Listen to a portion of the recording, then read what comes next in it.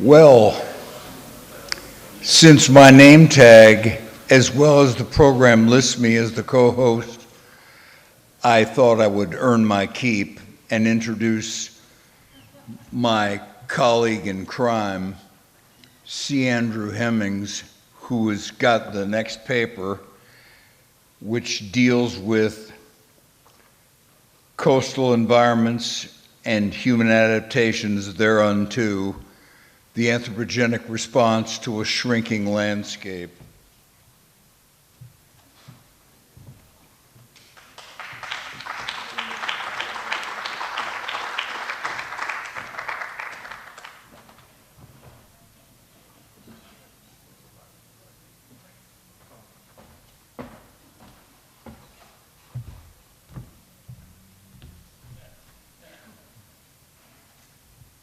Well, hello. I'm so glad I didn't have to introduce me.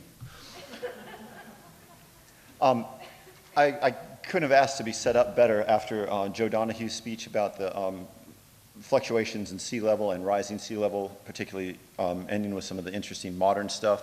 I'm really going to start at the LGM and 20,000 years ago and walk forward talking about as Florida changes and shrinks from where the darker line is outside there, on the darker green, all the way to our modern landscape and land form. Like I say, I'll step through from the beginning up through historic stuff, and I'll kind of end when I have a couple of funny stories to tell about things that have happened in the Big Bend area that you wouldn't necessarily realize how life or death some of the use of that landscape became to people in some sort of funny but serious situations over a long time ago. While we've been working recently out on the coast in Taylor County, after Hurricane Michael, we came in about a year and a half after the storm, and so the surge went through that area probably 6 or 7 feet based on things we found hanging in trees, pieces of rope and whatnot. But what we're seeing in a very micro live scale is the coastal erosion and inundation of these prehistoric sites that are so interesting to us. This is an example on the Fen Holloway just showing the humate-rich sawgrass level just slowly deteriorates. The plants die, and actually that was the point I wanted to make about being there about 18 months after Hurricane Michael goes through, is the water's gone, but what we're seeing is the effects of the plants that die, and pretty much everything died in a number of areas that we've walked around where we've been working. And when those roots come out and deteriorate, then the sands start to come apart. And so there's no more soil on top of the sands that are yielding the artifacts and stuff. Mercifully, it's been really low energy since Michael, and the things are just sitting there in place on the surface. We'd see stacks of artifacts, a whole pot broken and just laying there. So they're undisturbed, they're exposed, but undisturbed. And then we got a 12-foot wave over all of it. So we don't know what we're going to find out soon. But one of the things that Dr. Wallace brought up yesterday about coring into the marsh about 2,000 years ago, just outside of where the site was, that for a while, as the sea level is rising, that nearshore environment is actually kind of inhospitable. And something that when Dr. Donahue was talking about the Younger Dryas episode about 12,800, 900 years ago, you actually see the sea level is coming in pretty quick and pauses, and in some instances actually recedes a little bit. Well, that means that a small area like where this little island we were just trying to look at, that Cash is working his way out to, that kind of mucky, comparatively lifeless stuff is not going to support, certainly not a sedentary population. And I have some observations about when that seems to happen coming up that we'll talk about in a little bit. So we'll start back 20,000 years ago, depending on how you slice the cake. And something really important to the peopling of this part of the landscape happens. That you see the black line?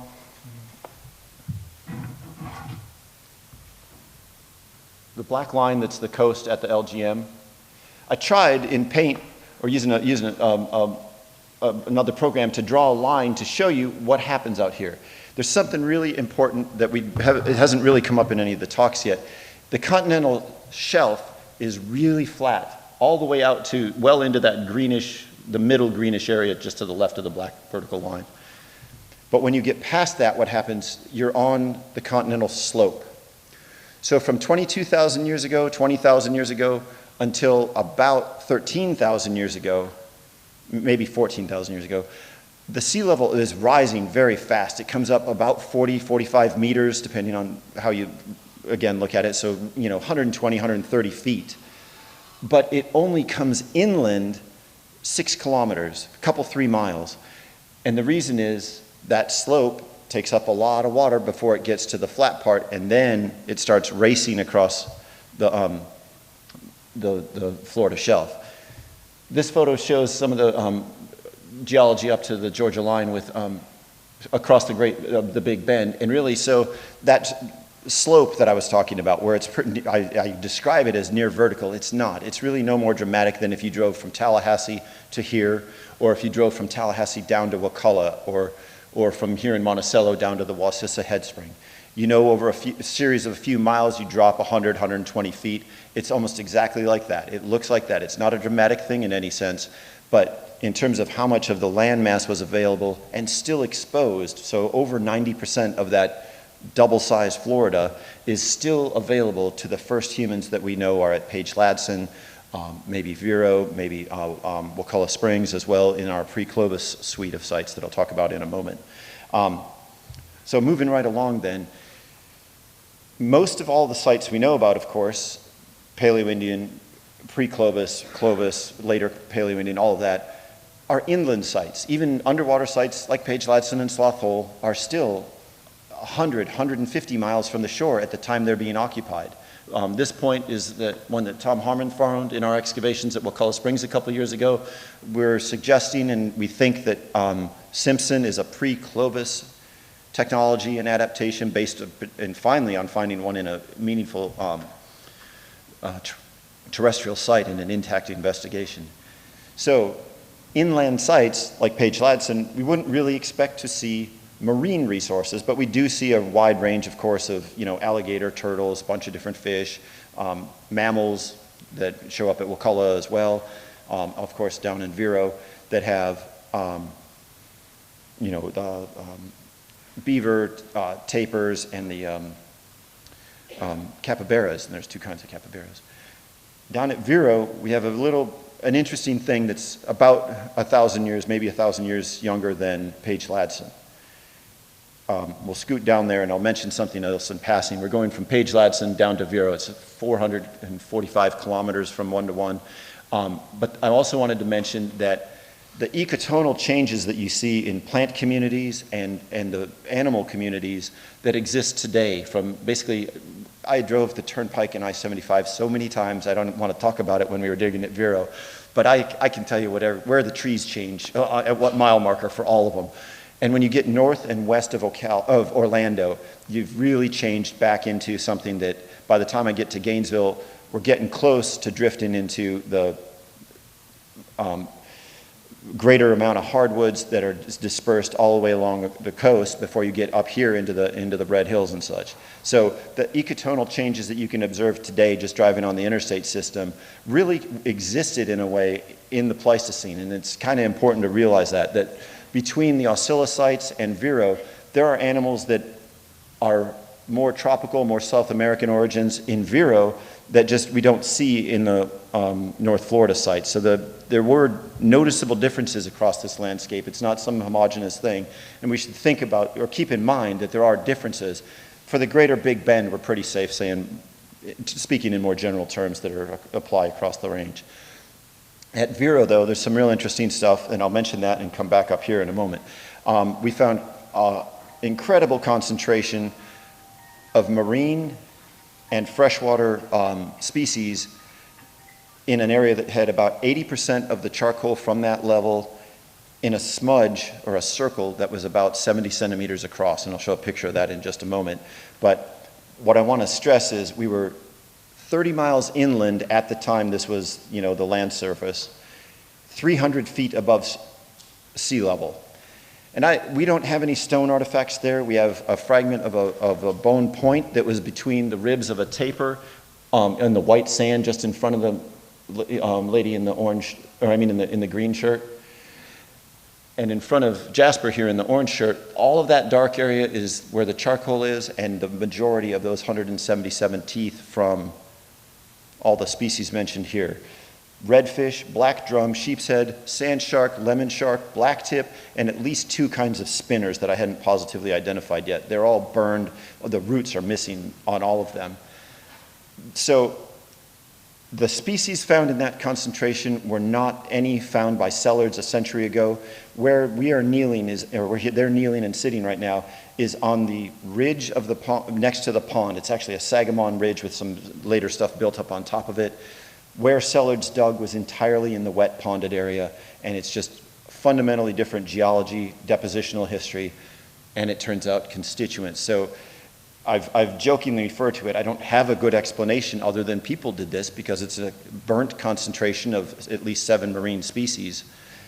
It's either that or the flying sharknado. And I don't like that idea at all.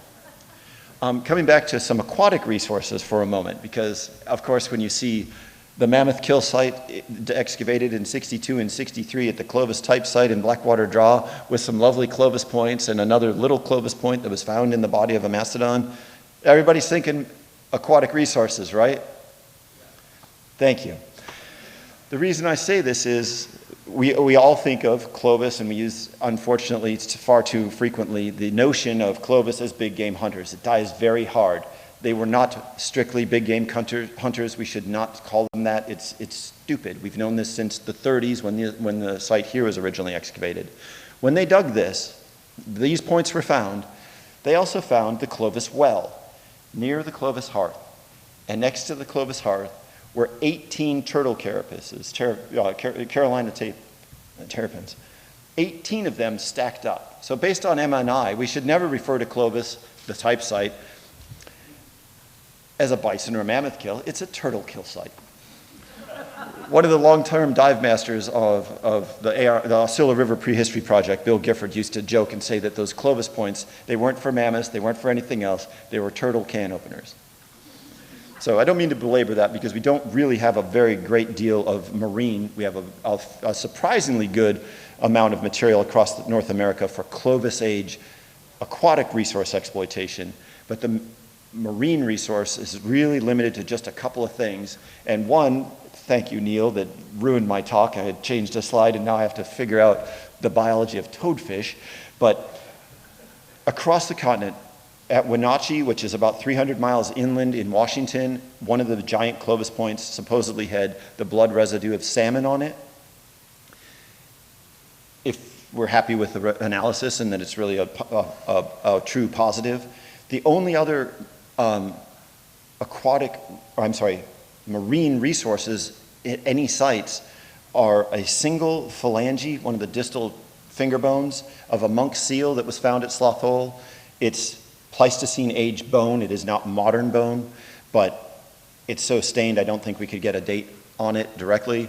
And then this shark's tooth that Dick Ohms found, or the Ohms family found in Sloth Hole as well.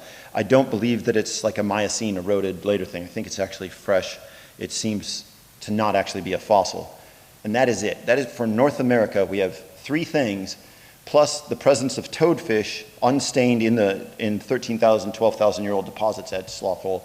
So I need to work on that. I thought that they were a freshwater fish. I didn't realize that they are supposed to be saltwater. Now I've really got to spend some time looking at that.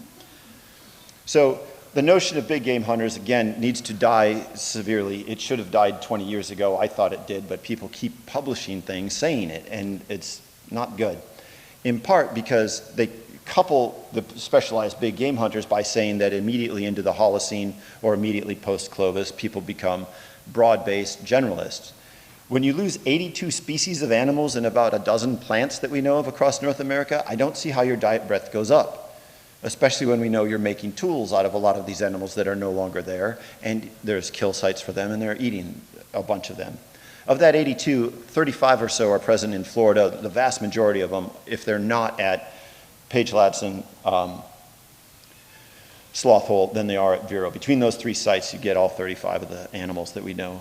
But again, we still suffer from, okay, we got to that point, but we need to find better quality specimens that we can date suitably and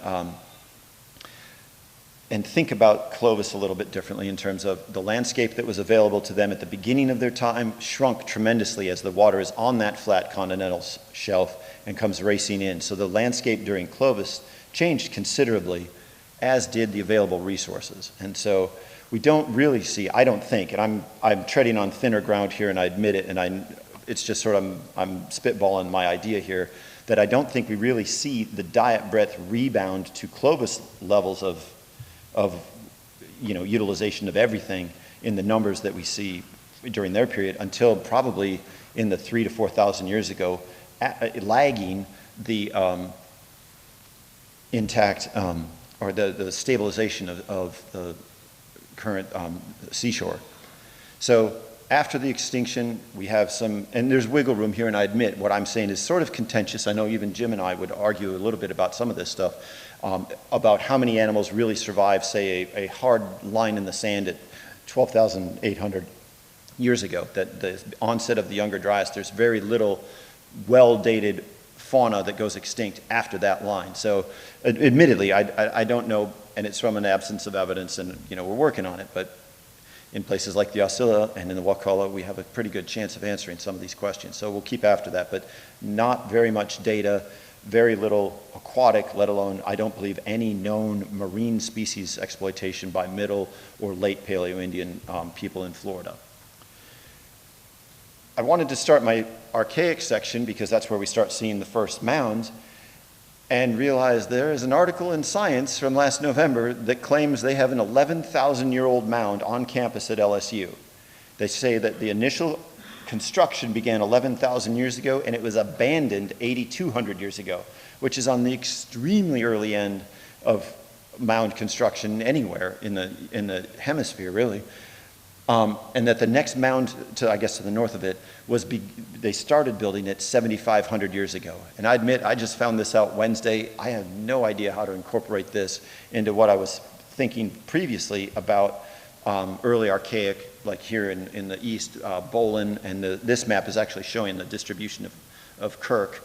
And in fact, it should go a little farther south in Florida. We know that now. But again, this is a time right before Dr. Donahue was showing that the sea level rise starts to slow as we approach modern levels. It's still coming in, but if it's slow but continuing to come up, I think that could almost be worse in terms of biotic communities, oysters, barnacles, other more edible things, colonizing that shallow marine environment if it just keeps drifting over. And I think that's partly why we start seeing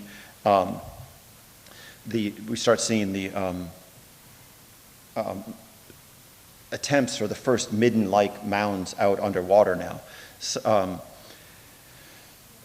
leaving the LSU question unresolved because I don't know what to make of it just yet, but we see this sort of technological shift that goes along with the shift to starting to see the beginnings of monumental architecture.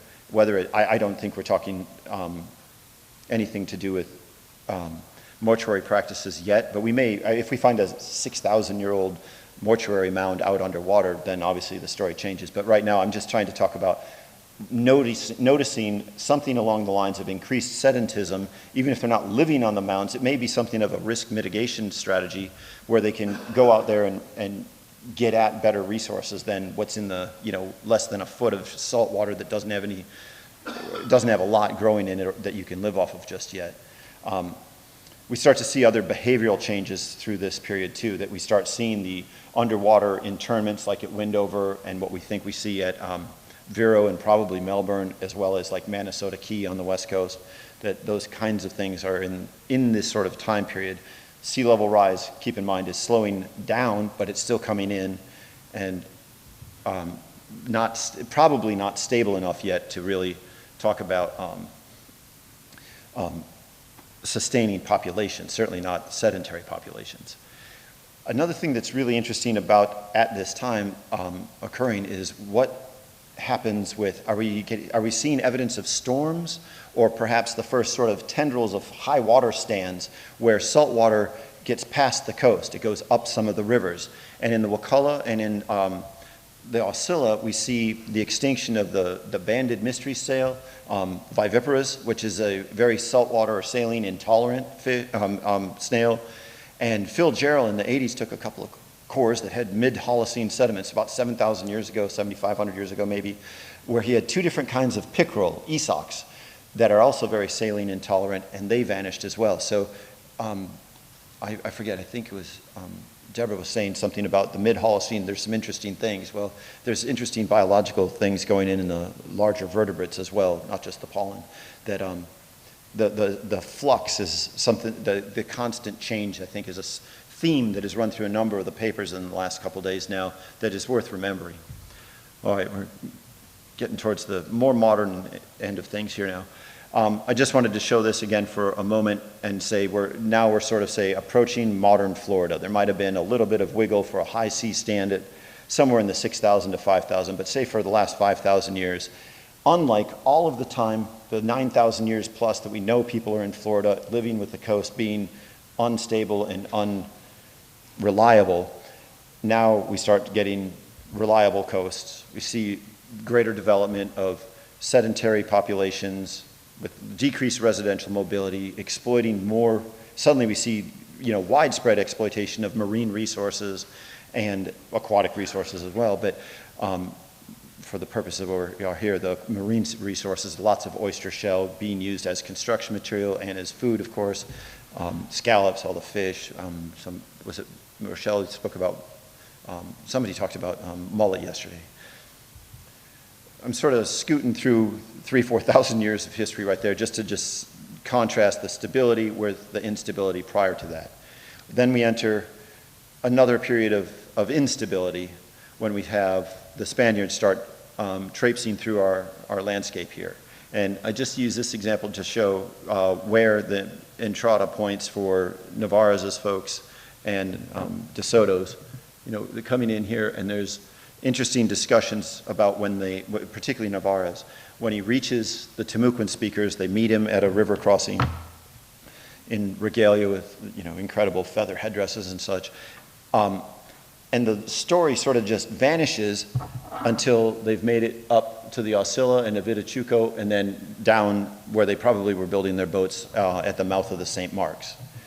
The problem with the narratives, and this is the problem with our research area the whole time, basically between the Swanee and coming over to either the Oscilla or St. Mark's, depending on who's writing about what was going on, is that it's really inhospitable. And the reason I say the thing about Navarro's is they just vanished for 5 weeks. It's basically, we met these guys, we crossed into Timucuan territory, we did some stuff, and then 5 weeks later we're on the Oscilla.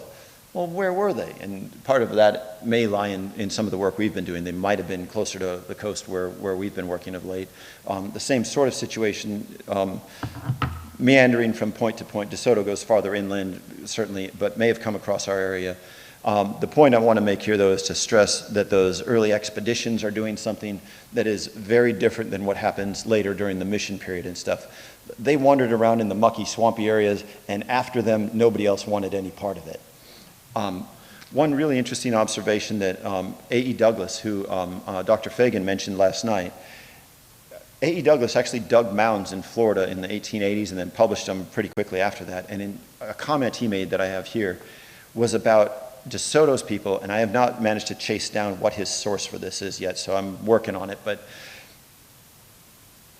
they were coming to the shore and saw a fire.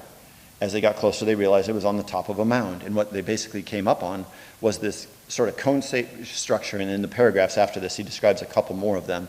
Cone-shaped structures or little pyramids or little mounds on top of mounds. And the short ones were like 15 feet on top of like a 40-foot mound. And they had a fire on it.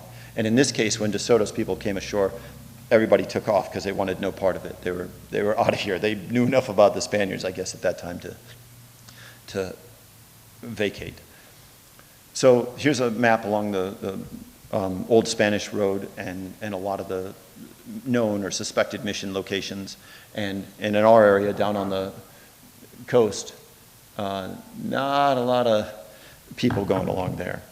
And there is another interesting thing that's happening here is by the time we get past the expedition phase of the Spaniards and are into settling things down, there's missions and a sort of more structured way of life, you see a real change that if you're part of the Spanish thing, you go to St. Augustine, you might go to St. Mark's, you go to Pensacola, but you're not really worried about the coast. The people that are cruising along, either different nationalities or, and we're going to end here in a moment with flat-out pirates, they have a very different perspective on Florida. It's based on cartography and drawing charts and making maps of the coast versus people moving back and across on the interior and just, they don't cross until somebody does something stupid. This is Michel Sieur de Grammont. This guy and his buddy Laurent de Graaf, who's actually Dutch, he's not a French pirate. But these two guys were prompted and got the bright idea that they were going to mass 10 ships on Ancolot Key, get geared up, and go over and stomp St. Augustine. And they are going to remove the Spanish entirely from Florida in 1682. So what they did is they're all meeting there, and it's hard to control 10 shiploads of pirates and make them do what you want until you're ready to go sack St. Augustine. So these two guys with some of the other, on at least 2 ships, came up to the St. Mark's, destroyed it, captured several people, tried to go inland and fight their way to probably San Luis, but it didn't work. They gave it up. It was not, they were overextending themselves. So they took their captives and tried to ransom a soldier, a captain, I think, and a friar for a bunch of hogs. The Spanish told them to go pound sand, and they got frustrated. They hung out for probably close to 2 months. I've now got 4 English translations now from the captured soldier, the governor of Florida, the owner of the ranch that they attack after this, and one of the soldiers sent to rescue the ranch. It appears that these guys hid out in the mouth of the Oscilla for close to 6 weeks. So I think we had actual pirates in the mouth of the Oscilla. Like I said in my first slide of the pirates, they were vilified and hated, despised by the Spanish, but the French were making trade cards of them. That picture is from an 1888 trade card I got off of eBay. They lionized them. They thought they were great. This is actually a little lead figure for some tabletop game that today is making a figure of Laurent de Graaf. So you can play with him, and he can go sack some Spanish village if you want. All right, I got one more story and I'll quit. And that's I'm sorry, I left off the best part. So those guys failed in their attempt to get food from St. Mark's, but their captives told them about the ranch at Alachua in the south side of Gainesville, at Alachua Sink. So they came across our landscape, across the Big Bend here, using our the biggest landmark on that stretch of ocean is Rock Island out the mouth of the Fen Holloway off to the west a little bit.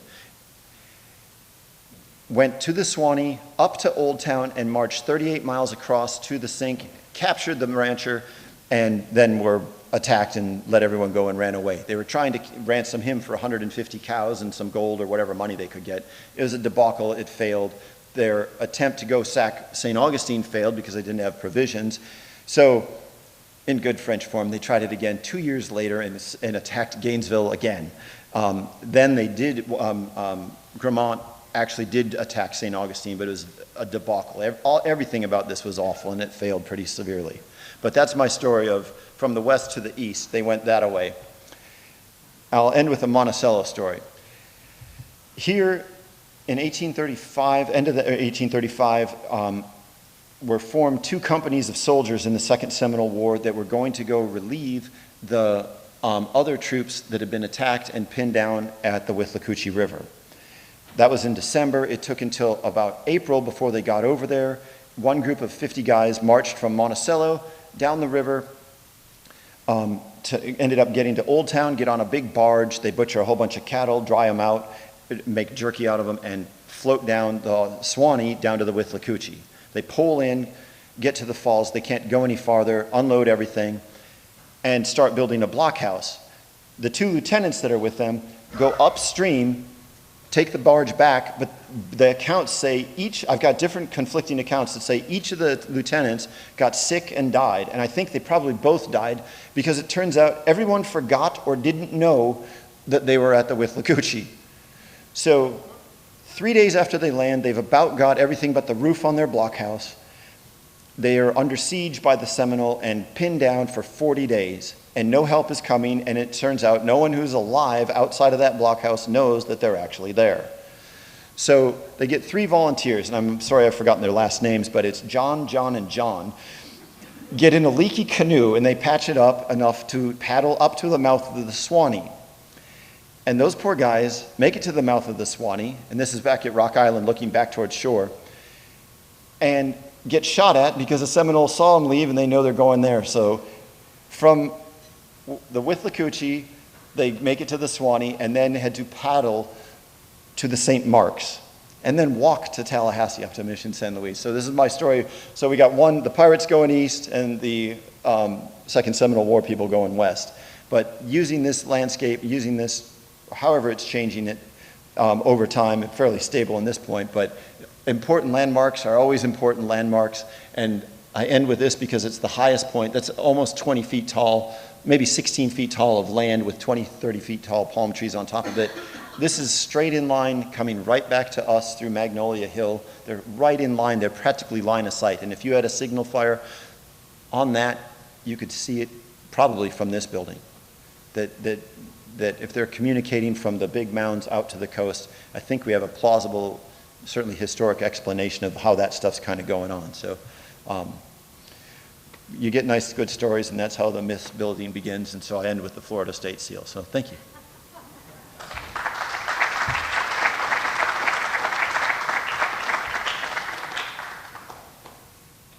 Yeah.